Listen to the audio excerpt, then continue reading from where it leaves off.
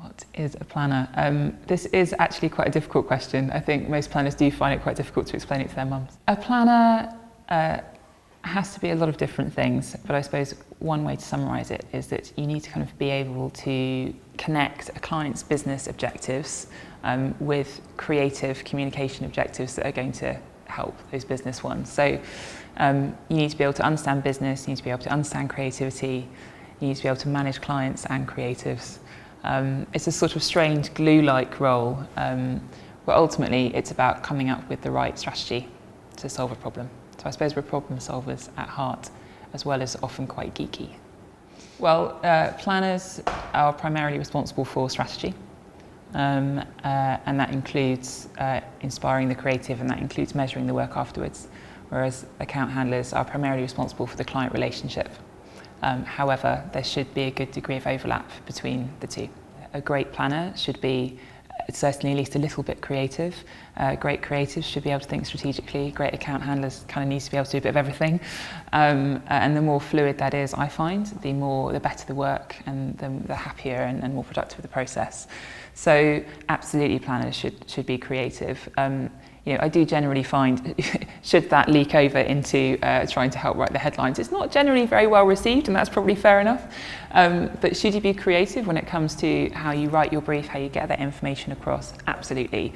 The work, whatever it's aiming to do, whether it's getting people to buy more cars or stop smoking or whatever it is, has to inspire people to change their behaviour. And if your brief and briefing isn't inspiring in at least some small way, then how do you expect the work that comes out to be the same? But any given day will probably involve interacting with creatives in some way, either briefing them or checking in on how the work's going, or answering some questions and just helping kind of mould the work there. It will involve talking to a client in some way. So they may be giving you a brief and you need to agree with them, are these the right objectives, are we happy with it? Or just talking to them again about how work's going, or maybe presenting some results on whether the work's been effective or not. Hopefully it has. There'll usually be a good degree of research or reading, or checking Twitter, which does count as research. In terms of key skills for a planner, if you do any Googling on this, the list is absolutely terrifyingly long. It would probably put off anybody who was thinking about being a planner. But it is a fact that you have to be very good with lots of information. You've got to be able to take a lot of it in and synthesize it and make it seem small and simple for other people who don't have to read all the Mintel reports. You have to be good at inspiring people. It's your job to spark great ideas at the end of the day, and that's quite a hard job, but you've got to be good at it. You've got to be pretty good in a scrap, so clients will often want something and it might not be the right thing.